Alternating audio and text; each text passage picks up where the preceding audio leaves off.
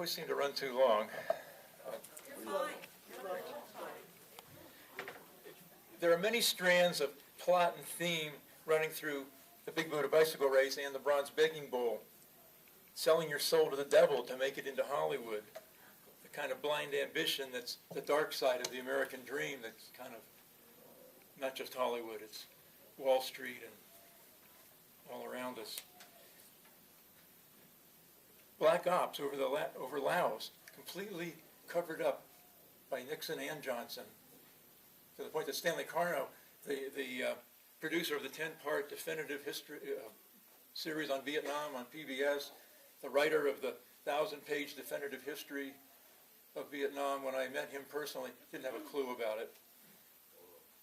The GI anti-war movement that's been erased from our collective memory, but it is in a documentary called Sir No Sir that you can get from Netflix. Great questions. Bravery versus cowardice versus clear-headedness. Patriotism versus internationalism. The draft versus a volunteer army versus the dream of no army at all. Questions of what's realistic in a nuclear age, and we can destroy the world many times over. But today I wanted to focus on the thread of the trauma of love and war and the possibilities of healing. So early in the Bronze Begging Bowl, Wheeler and Baker visit Leary at the base hospital, bringing along opium-laced grass. He dreams badly. This is 22 to 27 February 1972. Valium. Persert shoots. The lens shatters.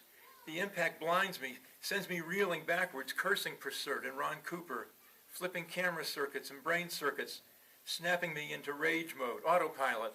The barrel of Washington's M16 burns my hand as I pick it up. He's still breathing. Easy, Jamal. It'll be over in a minute. My right eye fills with fluid, blurry, animal mode.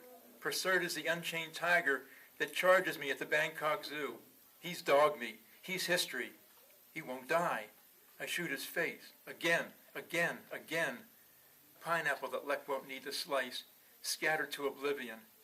The torso stands a moment, a steaming cloud of dust and blood vapor where a head should be, then falls. I pull open his shirt. The SOB wears Major Horney's flak jacket. I woke up disoriented in the dark room, thinking I was back at Bungalow Rum Chum Song, not understanding why tubes were poking into my arms. Even after I regained my orientation, I tossed and turned in the wee hours of the night, shaken by the realization that I enjoyed shooting at Persert, killing him ruthlessly, some pacifist, I thought, and I wondered about a strange aftertaste, a bitter certainty that Indian Joe had sold Persert the flak jacket. It was only a dream, I tried to tell myself. Wheeler and Baker paid me another visit that morning on their way back from breakfast at the Chow Hall. That grass you gave me last night turned out to be nasty, I told Tom. I dreamed that I picked up an M16 and smoked Persert, big time, total overkill. Funny, Tom replied. Mole and I smoked the same stuff and it didn't affect us at all. Nada. Maybe you're a warrior after all, said Harley. Revenge can be sweet. Except I think it was more than anger at Persert. I think a lot of it was rage at myself, for cutting him slack, for letting my feelings for Dukada. Damn, I was crazy about her. I thought he and I were trying to get her straightened out. Who was he anyway? Who the hell is the Isan Liberation Front? Things look pretty free around here to me, even with the war going on. What do they need liberated from? I thought we learned to stay out of Thai politics, said Tom. You know that nobody talks here. Nobody wants to show his hand. I already briefed you, Harley reminded me. Stay here as long as you want. You'll never really know what side your best friend's on. He might be on both sides, covering his butt till it's over. It's enough to make you like the North Vietnamese army for putting on uniforms and fighting fair and square, mano a mano. I fell back into a fitful sleep soon after Tom and Harley left, filled with dread that deep inside I was a monster capable at any time of uncontrolled violence. An hour later, Moonbeam Liscombe showed up. I told him about the dream, and he smiled compassionately. We've all got that in us, brother. Why hate yourself for being human? Why not accept it? Obviously, you weren't raised Catholic. It doesn't matter what you were raised. Everybody has violent thoughts and impulses sometime or another. The question is, do we act on those impulses or learn to let them go? How do you just let go of violent impulses? Meditation helps. But I think you've stumbled onto what my Zen teacher called the interconnectedness of all things. You're filled with rage at Prersert because he betrayed you, violating your trust in the worst possible way, taking the lives of people you knew and cared about. But he was also your brother. Wow, that's powerful, even if I only understand about half what you just told me. You've got to let it sink in, but you got me wondering. Do you think I should try writing a new request for discharge from a Buddhist perspective? I'm just learning this myself. You need to find a real teacher to help you. Pra Samrong out at Big Buddha speaks pretty good English. Maybe I should pay him a visit when Dr. Leosi finally gets around to signing me out. Now there's an impulse you should act on, Liscombe replied, giving me another compassionate smile. He squeezed my shoulder. Go for it. 28 February to 11 March 1972. Dust in my eyes. Dr. Leosi told me I was a fast healer when he took out the stitches Monday and cleared me to check out of the hospital, but he did not clear me to fly. It was the same morning Tom Wheeler checked himself in for detox. Tom impressed me, yet it was still a shock that morning to be walking down the main corridor and catch him out of the corner of my eye, propped up in his own big hospital bed, in his own semi-private room. They'd put him on a sedative and started him flat out going cold turkey, which meant no visitors for the next 48 hours. When I came back to see him 2 days later, the old spark was starting to burn in his eye for the first time since the race. This is moving fast, he told me. They'll probably have me back in the States in a week to finish processing me out. It occurred to me that Tom was probably the best friend I had in the world at that moment in time. I felt a ripple of fear at the thought of being left alone in Ubon without him. Man, that's heavy. Promise you'll stay in touch. Wappingers Falls isn't that far from Boston. I promise. I'll try to send Lek a little money so she won't have to go back working the bars. It's just that I don't know what my cash flow is going to be like. At least I'll be able to stay at my mom's for a while. Can you do me a favor? Sure. Can you look after Lek? Do you think you can get her into your class at AUA? She's a smart girl. Tell me about it. Maybe she can land a straight job. Think you could help her with that? Sure. I'll give it a try. But if you can't, if she can't handle school, or if she can't handle a regular job, I don't know quite how to say this, but if she ends up as your T-Lock, that would be cool as far as I'm concerned. I was caught off guard by Tom and by a pang of heartache for Dukada. I'm afraid my brain's way too scrambled right now to start thinking about T-locking anybody's T-Lock. All my brain can do right now is relive the end of the bicycle race and my last few moments with Da. Before I do anything, let me see about getting Lek into an English class. I forced myself back into my AUA classes my first night out of the hospital to preserve my sanity, to keep myself occupied, I heard my mother's voice reminding me. Several students shyly expressed condolences about the bicycle race and my injuries, but they made no mention of Prersert, which left me wondering if Thai authorities had held back details of the attack, or if my students were just being solicitous. It was dawning to think Prersert was gone, but other students filled his seat and life went on. The teaching itself was good for me, forcing me to focus on the here and now, doing the best I could to teach a new concept or two each night to mature, highly motivated students. Enough of them came to class prepared that we never got hopelessly bogged down. And if somebody did get lost, someone else would whisper a few words in Thai to clear things up.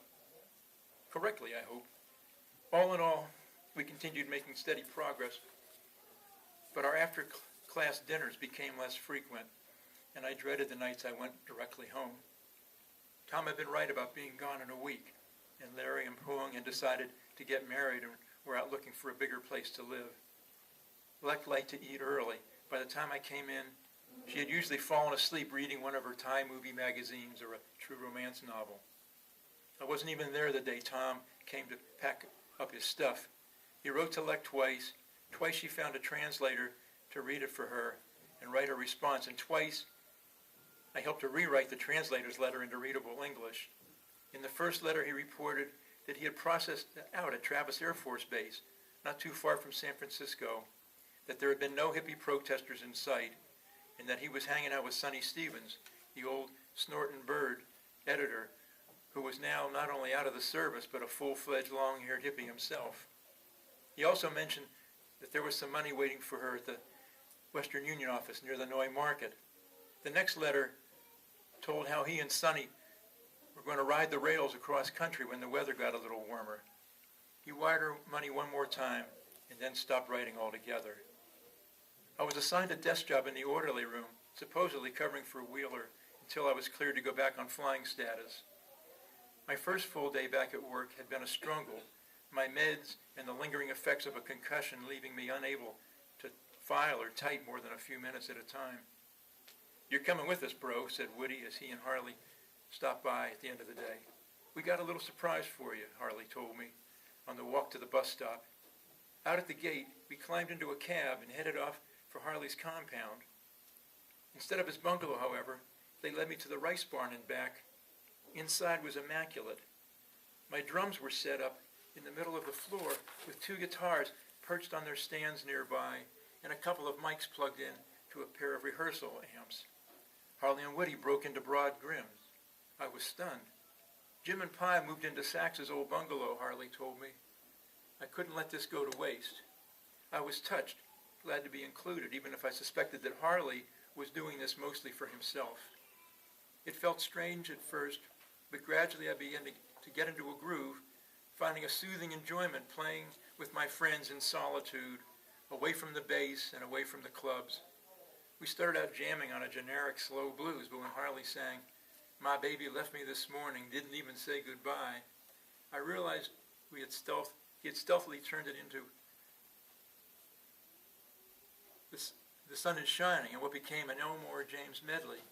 His bottleneck guitar playing was powerful, and the lyrics that he and Woody both seemed to know were filled with even more heartache. And on the sky is crying, and standing at the crossroads. It was a surprisingly easy transition to a couple of country ballads that Woody taught us. The first, "Streets of Laredo," I wasn't familiar with beyond hearing it on the jukebox a few times down at basic training in San Antonio, but Harley had heard it plenty growing up in Stockton and sung with Woody's clear tenor. The refrain of "Beat the drum slowly and play the fife lowly" was haunting. Guy Mitchell's "You Got Me Singing the Blues" had been a hit that even reached Boston and gave me a chance to lay down my sticks and do some jazz-style brushwork for a little change of pace. Sam Cooke's "Bring It On Home to Me" seemed to segue nicely into the Rolling Stones' bluesy ballad arrangement of "Cry to Me," a song written by Cooke's friend Solomon Burke, and that seemed to segue nicely into "Time Is on My Side." Just as we were bringing the song to an end, Harley decided to change things up, began playing a familiar guitar riff, the opening to "I Can't Get No Satisfaction." We played it through several times, taking the volume down to a whisper for a while before bringing it to a raucous conclusion. And then, without missing a beat, I broke into Jefferson Airplane's "Somebody to Love," and once again the three of us were off and running.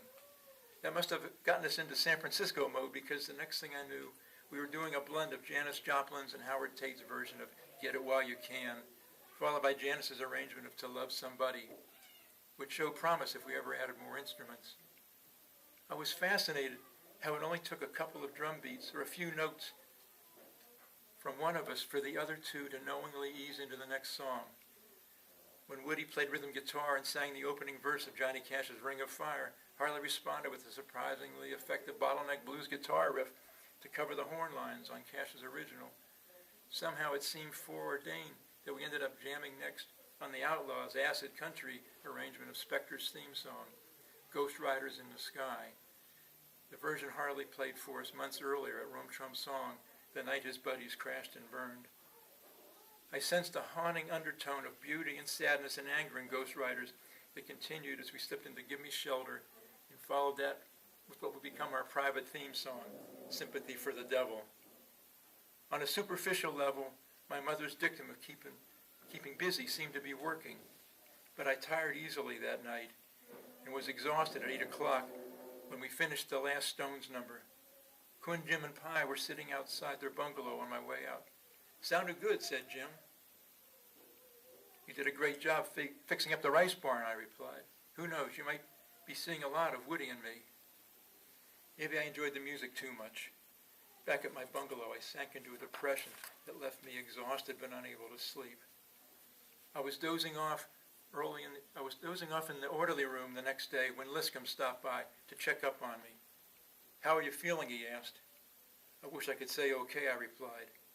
"Let's take a walk," he said, leading me out the door and across a scraggly field behind the 601st compound to a grass shack snack bar Zelinsky called Howard Johnson's.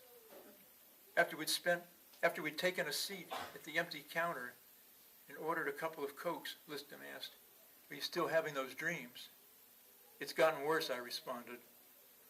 "I'm scared something's seriously wrong. My sleep is disturbed, except it isn't by what you'd call dreams. And I'm having intrusive thoughts during the day, except they aren't really thoughts. It's just a bunch of flashes, gunfire, the thumping of chopper blades, Dukkada's death rattle, Percert's evil eye. I don't know what to make of it, except that makes me really want to see Prasamron." Liscombe gave me one of his warm smiles. "I think you definitely need a good teacher. You've experienced plenty of suffering, what Thai Buddhists call dukkha. Now's a good time to start learning about the path that can release you from suffering." He pulled a box of incense out of the side pocket of his jungle fatigues. "My house girl says for you to bring this along as an offering to the monks." And so, the first Sunday after getting out of the hospital, I climbed on a local bus filled with villagers, a few chickens, and 2 gigantic tractor tires, and headed out to the Big Buddha Forest Monastery, hoping Prasamron could cure the psychic gangrene that was eating away inside me. At the Wat, an old woman dressed in white, her head shaved, saw the box of incense in my hands and showed me where I could leave it with other morning offerings at the base of Big Buddha. Somehow she knew I was there for Prasamron and had a novice take me to his kuti. I spent the whole day talking to him, starting out by telling him about my disturbing dreams. Don't try to understand. They may be true dreams or false dreams, but they are similar to what we call nimittas, what we see when meditating. With dreams and nimittas both, don't think, just observe. I found out Samrong had grown up in a small village not far from Big Buddha. He had served in the Thai army before becoming a monk, and we laughed about the similarities. The discipline, the uniforms, the shaved heads.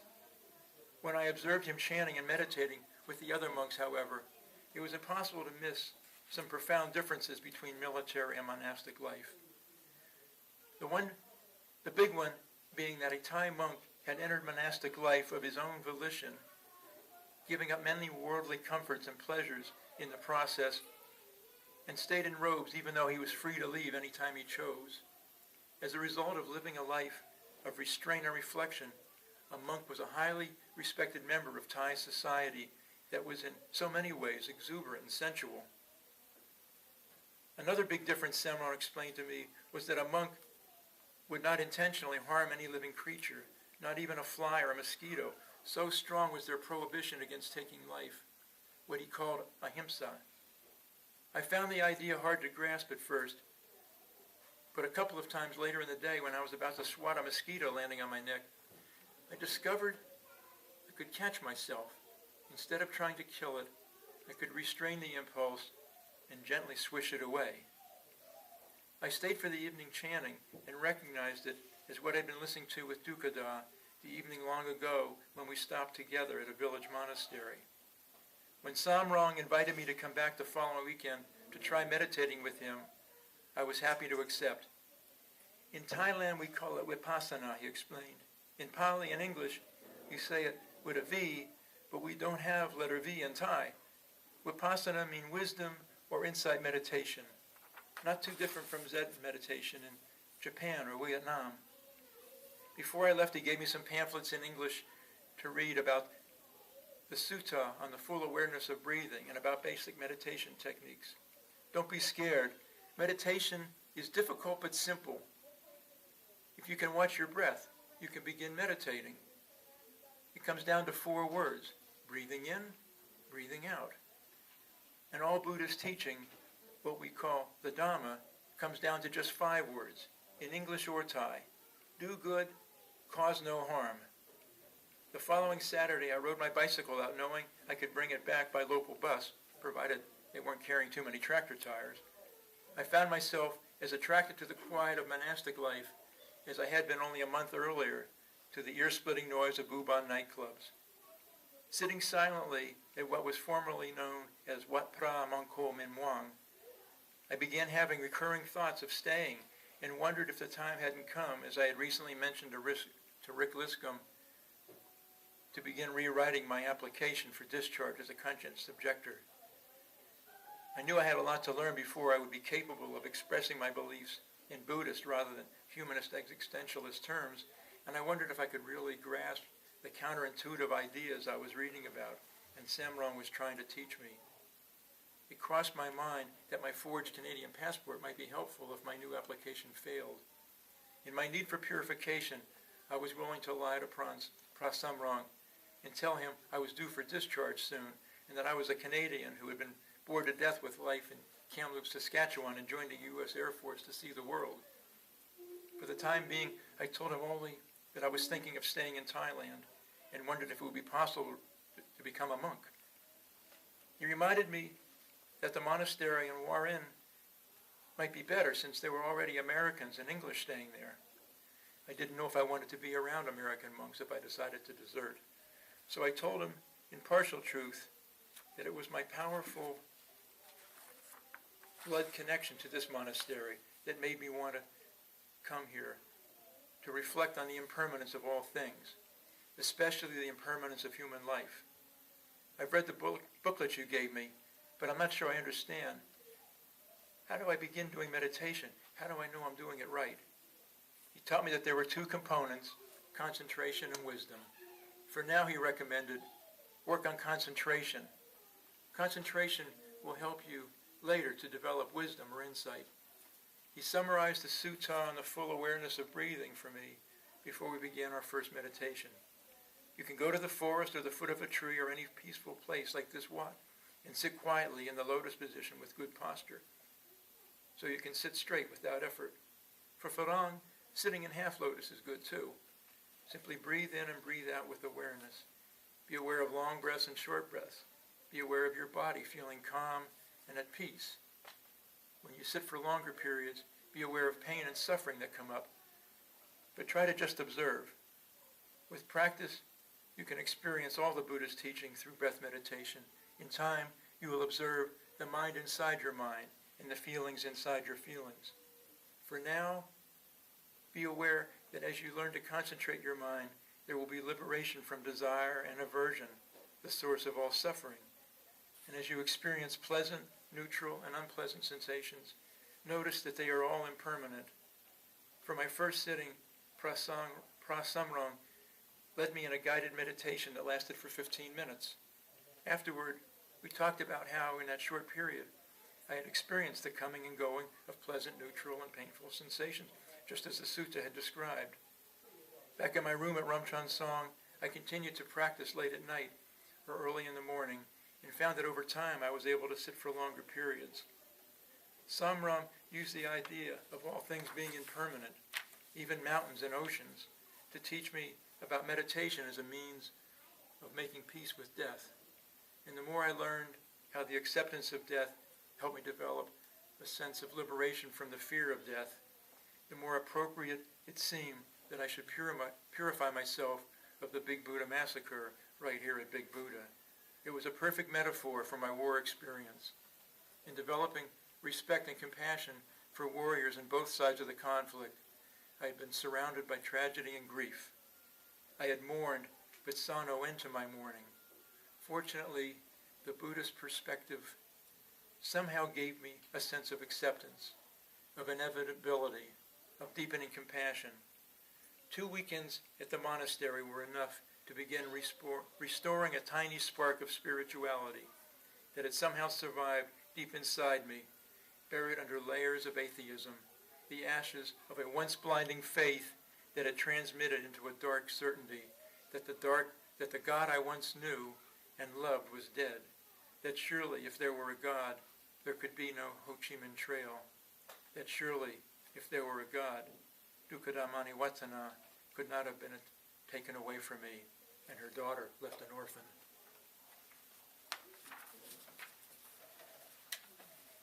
I know we usually have